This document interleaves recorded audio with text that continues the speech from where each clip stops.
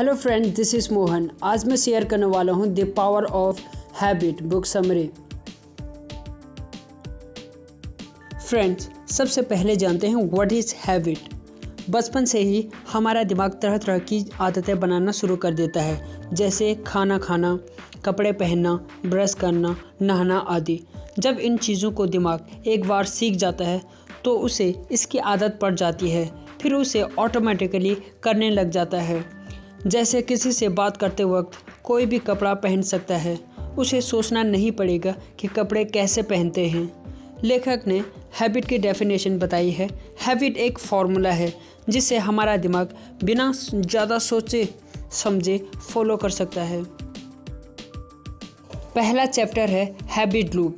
Habit loop में 3 चीज़ें आती हैं: क्यू, रूटीन एंड रिवॉर्ड। सारी आदतें इसी लूप की वजह से बनती हैं। आइए देखते हैं कैसे। पहला है क्यू। सबसे पहले हमें क्यू मिलता है। क्यू का मतलब होता है कोई ट्रिगर, ऐसी चीज़ जो हैबिट शुरू कर देती है। क्यू कई तरह के हो सकते हैं: विजुअल, ऑडियो, थॉट्स, स्मेल आदि। अगर कोई आदमी सिगरेट पीता है तो सिगरेट का फ़ोटो देकर उसे क्यू मिलता है। ये देकर वो भी सिगरेट पीना शुरू कर देता है। तो इस तरह ये फ़ोटो विजुअल क्यू हुआ। इसी तरह अगर वो रेडियो पर सिगरेट का डिस्कशन सुनता है तब भी वो सिगरेट पीना शुरू कर देगा, क्योंकि उसे एक ऑडिबल क्यू मिलता है। ऐसे ही अकेले बैठे हो और सिगरेट के विचार आ जाए तो वो भी क्यू बन जाता है। दोस्तों की कंपनी भी क्यू का काम कर सकती है, क्योंकि दोस्त जब सिगरेट पीने की बात करते हैं तो दूसरा आदमी भी सिगरेट पीने के लिए रेडी हो जाता है। दूसरी चीज़ है रूटीन। क्यू मिल जाने के बाद शुरू होती है हैबिट की दूसरी स्टेज, जिसे रूटीन कहते हैं। क्यू तो सिर्फ सिग्नल की तरह काम करता है, लेकिन जब आदमी हैबिट को आगे प्रोसेस करता है उसी को रूटीन कहते हैं। जैसे सिगरेट जलाने और कस लेने की प्रक्रिया रूटीन होती है। तीसरा है रिवॉर्ड। हैबिट की तीसरी स्टेज है रिवॉर्ड, यानी कि इनाम। जब भी हम किसी हैबिट को पूरा करते हैं तो हमें तरह तरह के रिवॉर्ड मिलने लगते हैं। बुरी आदतों से ब्रेन में डोपामिन रिलीज होता है, जिससे आदमी को खुशी और यूफोरिया का एहसास होता है।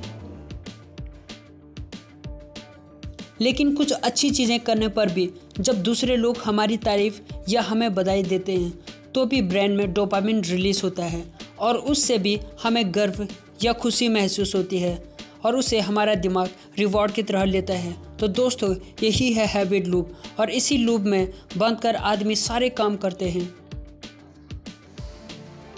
दूसरा चैप्टर है क्रेविंग। जब हमें किसी चीज़ की हैबिट हो जाती है तो फिर हम उसे बिना सोचे समझे करने लग जाते हैं, मानो वो काम ऑटोमेटिकली हो रहा हो। जैसे हम साइकिल चलाना या स्विमिंग करना सीख जाते हैं तो फिर हम उस काम को आंख बंद करके भी कर सकते हैं। बैड हैबिट्स में भी यही होता है। स्मोकिंग या अल्कोहल की आदत पड़ने पर आदमी बार बार उसे करने लग जाता है। उसका एक ब्रेन कहता है छोड़ दो, फिर भी वो आसानी से नहीं छोड़ सकता। उसे पता नहीं चलता है कि कब उसने सिगरेट पी ली और कब अल्कोहल की बोतल खाली कर दी।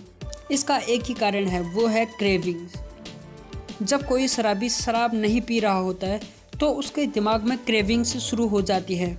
दिमाग सोचता है कि फिर से रिवॉर्ड कैसे मिले ताकि वो खुशी महसूस कर सके। इसलिए वह शराबी को क्रेविंग्स की स्ट्रॉन्ग डिज़ायर दे देता है, जिस पर उसका कोई कंट्रोल नहीं होता है।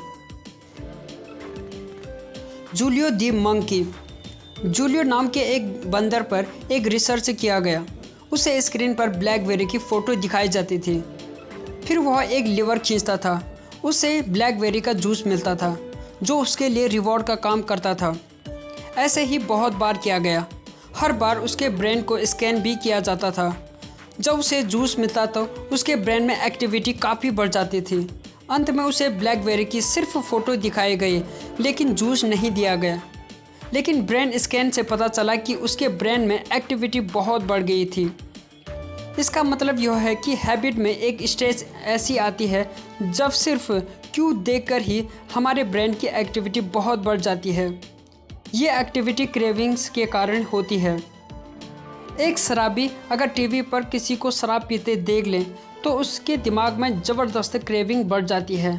इस एक्सपेरिमेंट से ही हैबिट के एडिक्टिंग नेचर का पता चला था। तीसरा चैप्टर है replace bad habit with good one.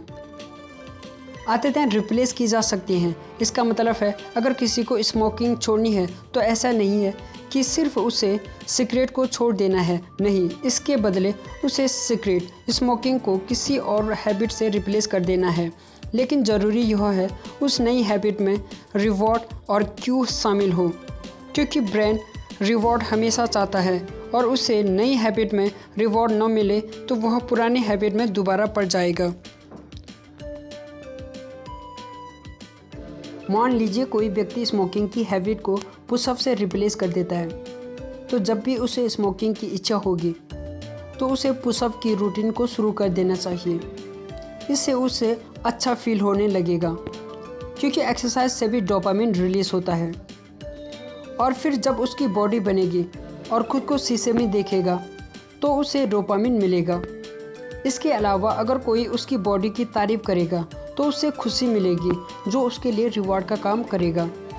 तो इस तरह से ब्रेन को रिवॉर्ड मिल जाएगा और वह स्मोकिंग नहीं करना चाहेगा, क्योंकि अब उसको रिवॉर्ड एक्सरसाइज के ज़रिए मिलने लग गया है। तो दोस्तों, अगर आपको कोई बुरी आदत छोड़नी है तो उसे नई हैबिट और अच्छी हैबिट से रिप्लेस कर दीजिए।